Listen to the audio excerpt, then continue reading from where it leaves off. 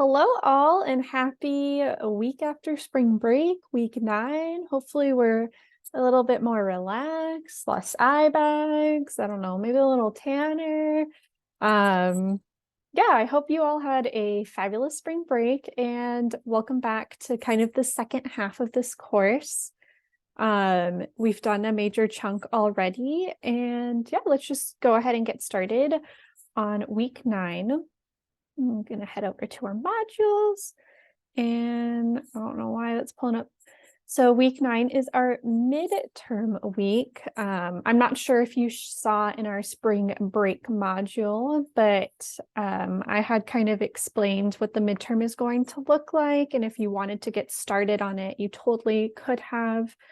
Obviously, you found the overview video. We do have a discussion, and then I'll jump into explaining the midterm. Our discussion has to do with implicit and explicit bias, which is just fortifying what we learned before spring break. You're going to take another project implicit quiz. So just for reference, you click the link, you say, I wish to proceed, and you can take any one of these quizzes. Just don't take the one that you took already. Take a different one this time. And if you are under the age of 18, let me know. You have to be 18 or older to take these quizzes.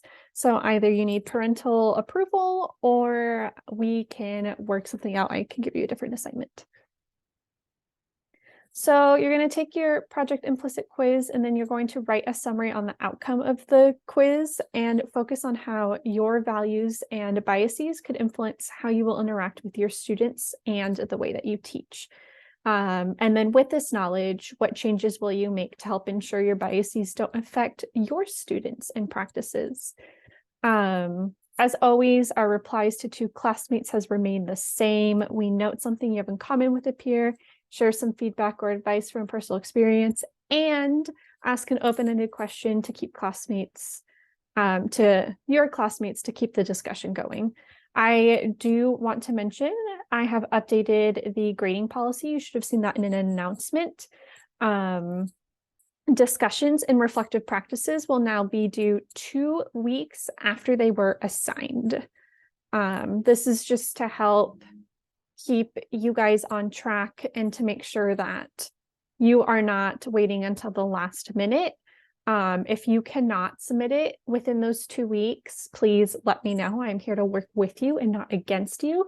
So I will work with you to create a plan, or I accept late work.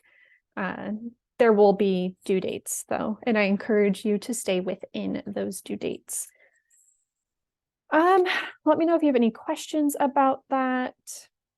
And we're going to move on to our midterm, which you should have already seen. It's on that spring break module.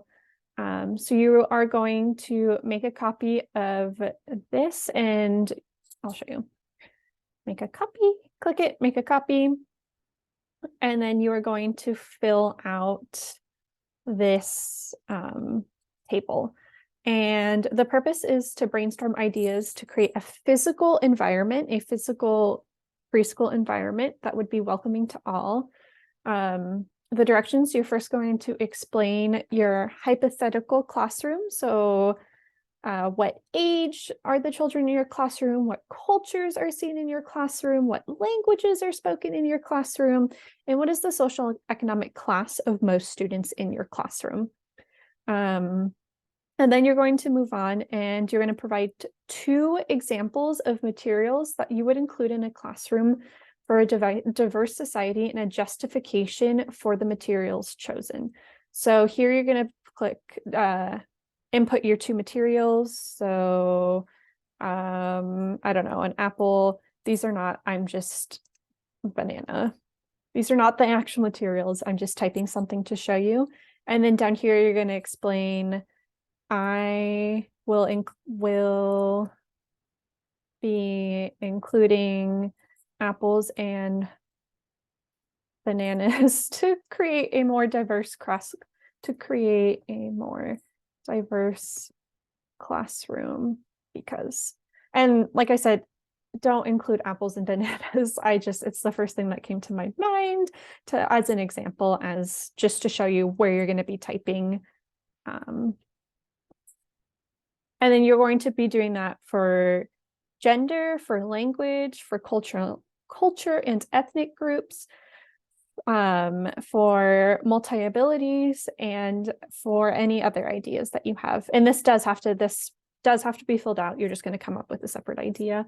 And then once you are done with this, you can click share and then make sure that anyone with the link can view.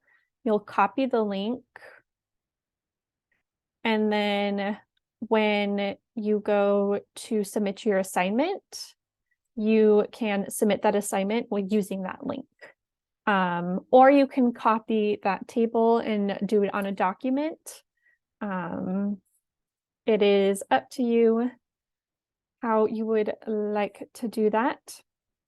Here is the rubric for this assignment. Please let me know if you have any questions, comments, concerns. I can't meet the deadline.